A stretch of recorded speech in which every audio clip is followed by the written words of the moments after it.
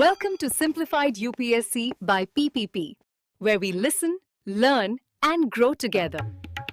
Detailed lecture notes in English and Hindi, plus practice questions for prelims and mains, only on our Telegram channel. Link in description. Like and subscribe for more. Simplified UPSC by PPP में आपका स्वागत है। नमस्कार। आज हम पृथ्वी की सतह की कहानी को थोड़ा और करीब से जानेंगे।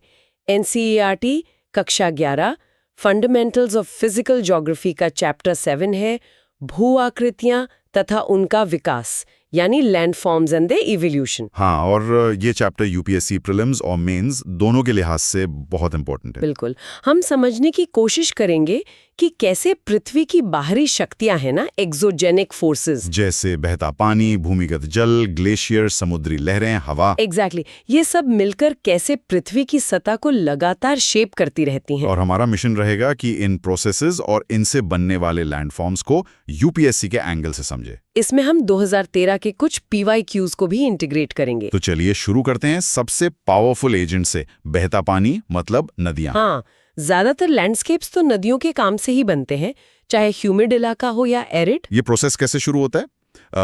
जमीन पर पानी के फैलाव से, है ना? हाँ, ओवरलैंड फ्लो कहते हैं उसे। फिर उससे छोटी छोटी नालियां मने रिल्स बनती हैं, और रिल्स मिलकर फिर गलीज बन जाती हैं। बिल्कुल। और फिर वो गहरी और चौड़ी होकर घाटियों माने वैलीज का रूप ले लेती हैं।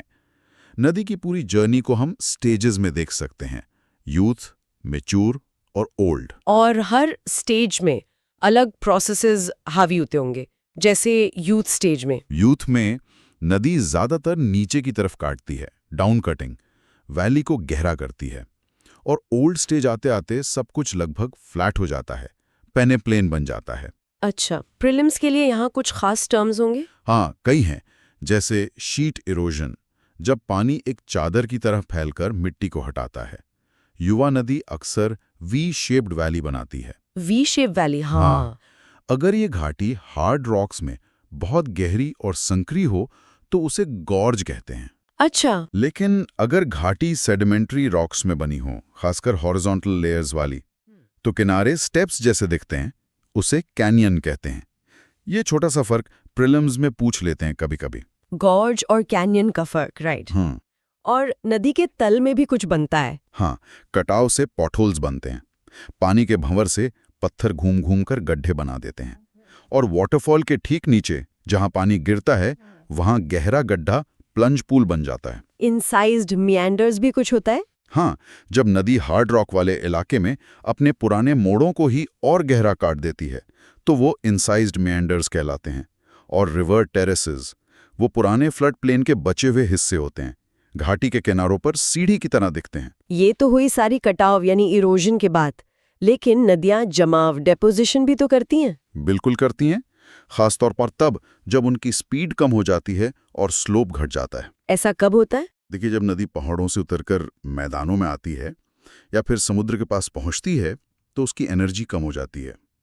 अब वो अपने साथ लाए हुए सेडिमेंट को ढो नहीं पाती, तो जमा करने लगती है। जैसे वो पंखे जैसे आकार बनते हैं पहाड़ों के नीचे। हाँ, अलूवियल फैंस कहते हैं उनको।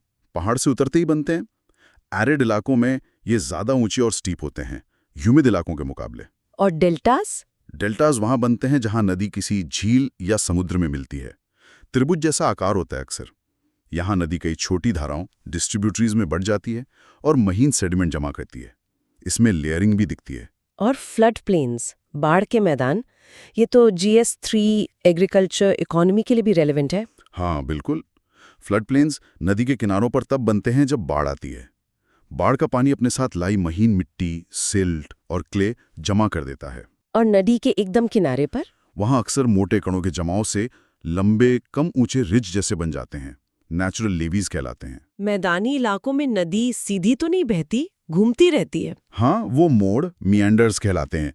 मोड़ के बाहरी किनारे पर कटाव होता है, अंडरकट बैंक, और अंदरूनी किनारे पर सेडिमेंट जमा होता है, जिसे पॉइंट बार कहते हैं। और कभी-कभी ये मोड़ कट भी जाते हैं। हाँ, जब मोड़ बहुत ज्यादा बढ़ जाता है तो नदी सीधा रास्ता बना देती है और वो कटा हुआ मोड़ एक झील बन जाता है, ऑक्सबो लेक। और ब्रेडेड चैनल्स? जब नदी में सेडिमेंट लोड बहुत ज्यादा हो तो वो बीच बीच में सेडिमेंट जमा करती हुई कई धाराओं में बंटकर बहने लगती है। उसी को ब्रेडेड चैनल कहते हैं। तो मतलब नदी की पूरी लाइफ साइकिल में कटाव और जमाव साथ साथ चलते रहते हैं। बिल्कुल। और वृद्धावस्था में नदी एक लगभग फ्लैट मैदान पेने प्लेन बना सकती है। उस पर कहीं कहीं हार्ड रॉक के टीले दिख सकते हैं जिन्हें मोनाड नॉक्स कहते हैं। फ्लड प्लेन्स और डेल्टास की इंपॉर्टेंस तो एग्रीकल्चर के अलावा डिजास्टर मैनेजमेंट में भी है, बाढ़ के नजरिए से। और नदी जोड़ो जैसी परियोजनाओं के लिए भी नदी के बिहेवियर को समझना जरूरी है। एकदम सही। तो इस सेगमेंट से प्रीलिम्स के लिए की टर्म्स याद रखें। Sheet erosion, rill, gully, V shaped वाली, gorge, canyon, pothole, plunge pool, incised meander, river terrace, alluvial fan, delta, flood plain, natural levee, point bar, meander, oxbow lake, braided channel, peneplain, monadnock. और mains के लिए focus रहेगा नदी का role भूदृश्य विकास में, erosion deposition processes और landforms, और नदी की स्टेजेस के हिसाब से डेवलपमेंट। चलो अब देखते हैं भूमिगत जल, ग्राउंड वाटर का काम, खासकर उन इलाकों में जहां चूना पत्थर यानी लाइमस्टोन या डोलोमाइट मिलता है। हाँ, कास्ट टोपोग्राफी कहते हैं इसे। यहाँ मेन प्रोसेस है पानी का चट्टान को घोलना, मतलब सोल्यूशन, और फिर उस घुले हुए मटेरियल का कहीं और जमना, यानी प्रेसिपिटेशन। इसके बनने के लिए क्या कंडीशंस चाहिए? जरूरी है कि घुलनशील चट्टान जैसे लाइमस्टोन सतह के पास हो, वो परमिएबल हो ताकि पानी उसमें जा सके, और उसमें जॉइंट्स या दरारें हों जिनसे पानी नीचे रिस सके। तो पानी सतह पर भी काम करता है और नीचे भी। हाँ। सतह पर क्या बनाता है? सतह पर घुलने से छोटे बड़े गड्ढे बनते हैं, बिल्कुल छोटे वाले सिंक होल्स कहलाते हैं। ये सीधे घुलने से बन सकते हैं या नीचे बनी गुफा की छत गिरने से। और स्वॉलो होल्स? जहां कोई नदी या सरफेस वाटर इन सिंक होल से अंडरग्राउंड चला जाता है, वो पॉइंट स्वॉलो होल कहलाता है। कई सिंक होल्स मिलकर एक बड़े गड्ढे डोलीन बनाते हैं, और कई डोलीन मिलकर या पूरी वैली के धंसने से और भी बड़े डिप्रेशन ऊवालास बन जाते हैं। और लैपीज? हाँ, वो नुकीली चट्टानें। हाँ, वो भी सतह पर पानी के घुलन से बनती हैं। बहुत ऊबड़ खाबड़ सरफेस होता है, और जमीन के नीचे पानी के घुलन एक्शन से केव्स यानी कंदराएं और टनल्स बन जाती है। अच्छा, और गुफाओं के अंदर वो लटकती हुई और नीचे से ऊपर उठती हुई शेप्स दिखती हैं, वो कैसे? वो प्रेसिपिटेशन से बनती है। जब चूने वाला पानी छत से टपकता है तो पानी तो इवापोरेट हो जाता है, पर उसमें घुला हुआ कैल्शियम कार्बोनेट वहीं जम जाता है।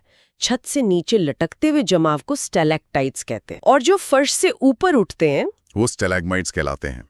और जब कोई स्टैलेक्टाइट और स्टैलेग्माइट बढ़ते बढ़ते आपस में मिल जाते हैं तो पिलर या कॉलम बन जाता है। ग्राउंड वाटर का टॉपिक तो GS3 वाटर रिसोर्सेज से जुड़ता है। हाँ, और कास्ट इलाकों में लैंड सब्सिडेंस का खतरा भी रहता होगा, डिजास्टर मैनेजमेंट लिंक। हाँ, बिल्कुल रहता है। तो कास्ट टोपोग्राफी के लिए प्रीलिम टर्म्स याद रखें: sinkhole, doline, uvala, lapies, cave, tunnel, stalactite, stalagmite, pillar. और मेंस के लिए की पॉइंट्स हैं: लाइमस्टोन वाले इलाकों के special processes, solution, precipitation, karst landscape के सरफेस और सबसर्फेस फीचर्स, और इसके बनने के लिए जरूरी कंडीशंस। अब आते हैं हिमनद यानी ग्लेशियर्स पर। ये बर्फ की बड़ी चादरें हो सकती हैं, कॉन्टिनेंटल ग्लेशियर्स, या पहाड़ी घाटियों में बहती हुई बर्फ की नदियां, वैली ग्लेशियर्स। इनका मूवमेंट बहुत धीमा होता है ग्रेविटी की वजह से। इनके कटाव के तरीके क्या हैं? दो मेन तरीके हैं। एक है प्लकिंग, उत्पाटन, जिसमें ग्लेशियर अपने नीचे की चट्टानों को तोड़कर उनके टुकड़ों को अपने साथ ले जाता है। और दूसरा है एब्रेजन, अपघर्षण। इसमें ग्लेशियर अपने साथ लिए हुए पत्थरों से घाटी के तल और किनारों को रगड़ता है, घिसता है। यहीं पे 2013 मेंस का एक सवाल रेलेवेंट है। हिम नदी द्वारा निर्मित प्रमुख अपरदनात्मक एवं निक्षेपणात्मक स्थलाकृतियों का वर्णन कीजिए। तो पहले इरोजनल लैंडफॉर्म्स देखते हैं। ठीक है। सबसे कैरेक्टरिस्टिक फीचर है सर्क या कोरी, पहाड़ पर एक आराम कुर्सी जैसा गड्ढा जहां से ग्लेशियर शुरू होता है। और अगर उसमें पानी भर जाए तो टर्न झील बन जाती है। दो सर्क्स के बीच की तेज धार वाली रिज को एरेट कहते हैं। और हॉर्न? जब कई सर्क्स एक ही पहाड़ पर अलग अलग तरफ से काटते हैं तो बीच में एक पिरामिड जैसी नुकीली चोटी बन जाती है, उसे हॉर्न कहते हैं। स्विट्जरलैंड का मैटरहॉर्न इसका क्लासिक एग्जाम्पल है। और ग्लेशियर घाटी को कैसा शेप देता है? नदी तो वी शेप बनाती है। ग्लेशियर नदी के वी शेप्ड वैली को काटकर चौड़ा, गहरा और सीधा कर देता है, जिससे यू शेप्ड वैली बनती है, जिसे ग्लेशियल ट्रफ भी कहते हैं। हैंगिंग वैलीज क्या होती है? जब मेन वैली में ग्लेशियर ज्यादा गहरा काट देता है तो ट्रिब्यूटरी वैलीज ऊंचाई पर लटकी हुई सी लगती हैं। उन्हीं को हैंगिंग वैलीज कहते हैं। अक्सर वहां वाटरफॉल्स दिखते हैं। और फ्यॉर्ड्स? ये समुद्र तट पर डूबी हुई गहरी यू शेप्ड ग्लेशियल वैलीज होती हैं। नॉर्वे, न्यूजीलैंड में बहुत मिलती हैं। ये सब इरोजनल फीचर्स हैं, मेंस के जवाब में लिखने के लिए। इनके साथ ही प्रीलिम्स के लिए भी कुछ फैक्ट्स होंगे? हाँ, जैसे भारत में गंगोत्री ग्लेशियर से भागीरथी निकलती है। टर्म्स तो याद रखनी ही है: plucking, abrasion, cirque, tarn, arete, horn, U shaped valley, hanging valley, fjord. और एक बहुत जरूरी प्रीलिम्स फैक्ट जो 2013 PYQ में था: पृथ्वी का ज्यादातर मीठा पानी फ्रेश वाटर, आइस कैप्स और ग्लेशियर्स के रूप में जमा है।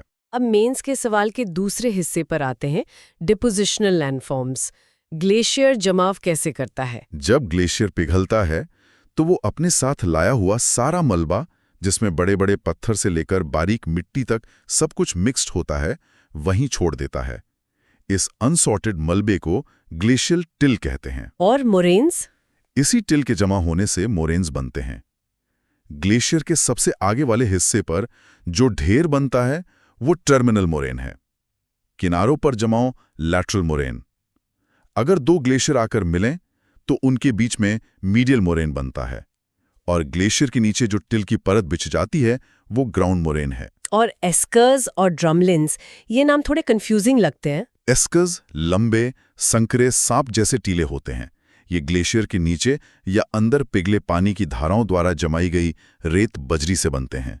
और ड्रमलिन्स? ड्रमलिन्स उल्टी नाव या कटे हुए अंडे जैसे आकार के टिल के ढेर होते हैं। इनका एक सिरा मोटा और ऊंचा होता है, स्टॉज एंड, जिधर से ग्लेशियर आया था, और दूसरा सिरा पतला और ढलवा होता है, टेल एंड। ये ग्लेशियर के बहने की डायरेक्शन बताते हैं। और ग्लेशियर के पिघले पानी से जो मैदान बनता है वो आउटवॉश प्लेन कहलाता है। ग्लेशियर्स का टॉपिक तो सीधे क्लाइमेट चेंज से जुड़ता है, GS3 एनवायरनमेंट में। बिल्कुल। ग्लेशियर पिघल रहे हैं, सी लेवल बढ़ रहा है। बिल्कुल। और ये हिमालयी नदियों के लिए पानी का मेन सोर्स है, टूरिज्म के लिए भी इंपॉर्टेंट है। ये भी इंटरेस्टिंग है कि पहाड़ बनते हैं एंडोजेनिक फोर्सेस से, पर ग्लेशियर जैसी एक्सोजेनिक फोर्स उन्हें शेप करती है। तो 2013 मेंस क्वेश्चन के लिए takeaways: prelims terms, glacier types, plucking, abrasion, cirque, tarn, arete, horn, U shaped valley, hanging valley, fjord, glacial till, moraine types, esker, outwash plain, drumlin. और mains के लिए glacier के इरोजन और डिपोजिशन के mechanisms, उनसे बनने वाले स्पेसिफिक लैंडफॉर्म्स और उनके फॉर्मेशन प्रोसेसेस। हमारा अगला एजेंट है समुद्री लहरें, वेव्स। ये याद रखना जरूरी है कि लहरें पानी को आगे नहीं ले जाती, एनर्जी को ले जाती हैं। हाँ, और तट कैसा बनेगा ये वहाँ की जियोलॉजी, और तट ऊपर उठ रहा है, इमर्जेंस, या नीचे धस रहा है, सबमर्जेंस, इस पर डिपेंड करता है। मोटे तौर पर दो तरह के तट होते हैं: ऊंचे चट्टानी तट, हाई रॉकी कोस्ट्स, जो अक्सर सबमर्ज्ड होते हैं, और निचले तलछटी तट, लो सेडिमेंट्री कोस्ट्स, जो अक्सर इमर्ज्ड होते हैं। यहीं पर 2013 मेंस के ग्लेशियर वाले सवाल का दूसरा पार्ट आता है। तटीय क्षेत्रों में अपर्दन और निक्षेपण द्वारा निर्मित प्रमुख स्थलाकृतियों का वर्णन करें। तो पहले इरोजन देखते हैं। हाई रॉकी कोस्ट पर लहरों के लगातार टकराने से सीधी खड़ी चट्टानें बनती हैं, सी क्लिफ्स। अच्छा। क्लिफ के बेस पर कटाव से एक प्लेटफॉर्म जैसा बनता है, वेव कट प्लेटफॉर्म। चट्टान में जहां कहीं कमजोरी होती है, लहरें वहां गुफा बना देती हैं, सी केव। और अगर गुफा आर पार हो जाए तो सी आर्च बन जाता है। और जब आर्च की छत भी गिर जाती है तो समुद्र में अकेला खंबा खड़ा रह जाता है, सी स्टैक। भारत का पश्चिमी तट, जो कि एक तरह का सबमर्ज तट है, वहां ये फीचर्स देखने को मिलते हैं। ये सारे पॉइंट्स मेंस के जवाब में आ जाएंगे। प्रीलिम्स के लिए क्या खास है? टर्म्स याद रखनी है: सी क्लिफ, वेव कट प्लेटफॉर्म, सी केव, सी आर्च, सी स्टैक। ये भी जान लें कि वेव बिल्ड टेरेस प्लेटफॉर्म के आगे समुद्र में मलबा जमा होने से बनता है। ठीक है, अब देखते हैं डेपोजिशन, जो लो सेडिमेंट्री कोस्ट्स पर ज्यादा डोमिनेंट होता है। यहाँ सबसे कॉमन फीचर है बीच, यानी पुलिन। ये रेत बजरी के जमाव से बनता है। बीच के पीछे हवा रेत उड़ाकर ड्यून्स बना सकती हैं, जिन्हें कोस्टल ड्यून्स कहते हैं। और बार्स? तट से थोड़ी दूर पानी के नीचे रेत जमा होने से लंबी रिजेस बन जाती हैं, उन्हें ऑफशोर बार कहते हैं। अगर ये पानी के ऊपर दिखने लगें तो बैरियर बार कहलाती हैं। और स्पिट? अगर ऐसी रेत की पट्टी का एक सिरा जमीन से जुड़ा हो और दूसरा खुला समुद्र में हो तो उसे स्पिट कहते हैं। और लगून्स, जैसे चिल्का झील? हाँ, जब कोई बैरियर बार या स्पिट किसी खाड़ी, बे के मुहाने को लगभग बंद कर देता है तो पीछे जो खारे पानी का क्षेत्र बनता है उसे लगून कहते हैं। भारत का पूर्वी तट, जहां बड़े डेल्टा, बीचेस और लगून्स हैं, वो इमर्ज्ड कोस्ट का अच्छा उदाहरण है। यहाँ सेडिमेंट सप्लाई और लॉन्ग शोर करंट्स का रोल अहम है। लेकिन क्या ये बीचेस, बार्स, स्पिट्स हमेशा ऐसे ही बने रहते हैं? यहीं पर एक क्रिटिकल पॉइंट आता है, सेडिमेंट बजट का कॉन्सेप्ट। इन आकृतियों का बने रहना इस बात पर निर्भर करता है कि तट तक कितना सेडिमेंट पहुंच रहा है। और इसमें दिक्कत आ रही है? हाँ, आजकल मानवीय गतिविधियां जैसे नदियों पर बांध बनाना और क्लाइमेट चेंज, ये सेडिमेंट सप्लाई को डिस्टर्ब कर रहे हैं। इससे बीचेस गायब हो सकते हैं, कोस्टल इरोजन बढ़ सकता है। ये कोस्टल सिक्योरिटी और डिजास्टर मैनेजमेंट के लिए एक बड़ा चैलेंज है। एनसीईआरटी में मैंग्रोव वनों के महत्व का भी जिक्र है, जो तटों को स्टॉर्म सर्जेस से बचाते हैं। तो मेंस के उत्तर में इरोजन और डिपोजिशन प्रोसेसेस, दोनों तरह के तटों के फीचर्स और सेडिमेंट बजट और वल्नरेबिलिटी का एंगल भी जोड़ना होगा। बिल्कुल। और प्रीलिम्स के लिए टर्म्स सबमर्ज्ड, इमर्ज्ड कोस्ट्स, सी क्लिफ, वेव कट प्लेटफॉर्म, केव, आर्च, स्टैक, बीच, कोस्टल ड्यून, बार, ऑफशोर, बैरियर, स्पिट, लगून। पश्चिमी और पूर्वी तट के उदाहरण भी ध्यान रखें। हमारा आखिरी एजेंट है पवन यानी विंड। ये गर्म मरुस्थलों, हॉट डेजर्ट्स में सबसे एक्टिव जियोमॉर्फिक एजेंट है। हाँ, इसकी मुख्य प्रक्रियाएं हैं डिफ्लेशन, मतलब हवा का ढीली रेत धूल को उड़ा ले जाना, और एब्रेशन, जिसमें हवा के साथ उड़ते रेत के कण चट्टानों को घिसते हैं। यहाँ पर वो 2013 मेंस का सवाल Q21 थोड़ा रेलेवेंट हो जाता है, जो पूछता है कि ज्यादातर गर्म मरुस्थल महाद्वीपों के पश्चिमी किनारों पर 20-30 डिग्री लैटिट्यूड के बीच क्यों मिलते हैं। जवाब तो खैर क्लाइमेट से जुड़ा है, हाँ। पर हाँ, इन्हीं इलाकों में हमें विंड लैंडफॉर्म ज्यादा दिखते हैं। तो पवन के कटाव से क्या बनता है? मरुस्थलों में पवन के कटाव और कभी कभार होने वाली बारिश, शीट फ्लड से लैंडस्केप धीरे धीरे घिसकर लगभग समतल हो जाता है, जिसे पेडी प्लेन कहते हैं। इस पर कहीं कहीं बहुत कठोर चट्टानों के अवशेष टीलों की तरह खड़े रह जाते हैं। इंसलबर्ग्स कहलाते हैं वो। पेडी प्लेन और इंसलबर्ग, हाँ, ठीक है। और पेडिमेंट? पेडी प्लेन और पहाड़ी के बीच का जो हल्का ढाल वाला चट्टानी सतह होता है, उसे पेडमेंट कहते हैं। डिफ्लेशन से जमीन में गड्ढे बन जाते हैं, डिफ्लेशन हॉलोज या ब्लोआउट्स। अगर इनमें बारिश का पानी भर जाए तो अस्थायी झीलें बनती हैं, प्लायाज। और वो मशरूम रॉक्स? हाँ, मशरूम रॉक्स या पेडेस्टल रॉक्स वहां बनती हैं जहां चट्टान का निचला हिस्सा नरम हो और ऊपरी हिस्सा कठोर। हवा निचले हिस्से को ज्यादा काट देती है तो वो मशरूम जैसा दिखता है। सहारा में से गारा कहते हैं। ये सारे नाम प्रीलिम्स के लिए नोट करने वाले हैं। और हवा जमाव से क्या बनाती है? पवन के डिपोजिशनल वर्क का सबसे जाना माना फीचर है सैंड ड्यून्स, यानी बालू के टिब्बे। इनके बनने के लिए 3 चीजें चाहिए: रेत का सोर्स, तेज हवा और हवा के रास्ते में कोई रुकावट। ड्यून्स भी अलग अलग तरह के होते हैं? हाँ, कई तरह के होते हैं।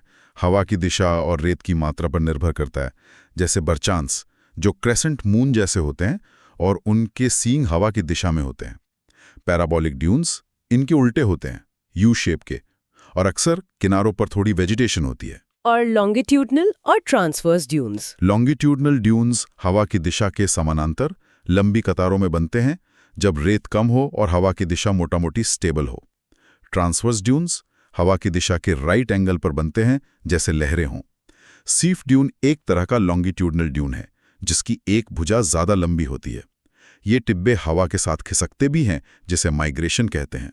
यहाँ GS3 एनवायरनमेंट का मुद्दा, डिजर्टिफिकेशन, मरुस्थलीकरण जुड़ जाता है। और एरिड रीजन्स में रिसोर्स मैनेजमेंट भी एक चैलेंज है। बिल्कुल। और ये भी याद रखें कि पवन एक अच्छा सॉर्टिंग एजेंट है, कणों को साइज के हिसाब से अलग अलग कर देता है।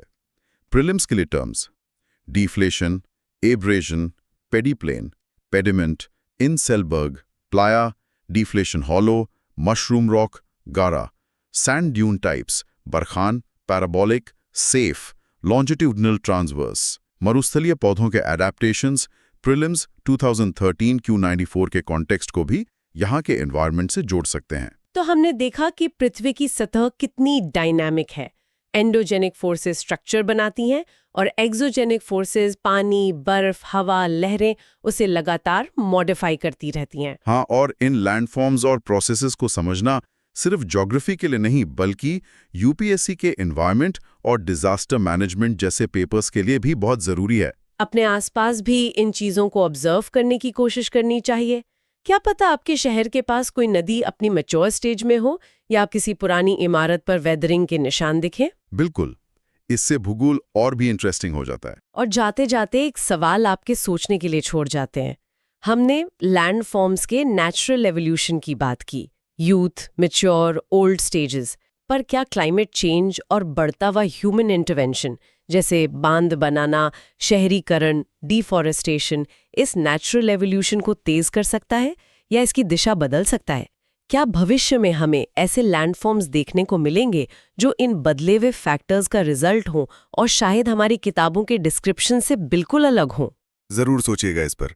सिंप्लीफाइड यूपीएससी बाय पीपीपी सुनने के लिए धन्यवाद। धन्यवाद। Thanks for watching. Follow us on Telegram and Instagram. Don't forget to like, share, and subscribe.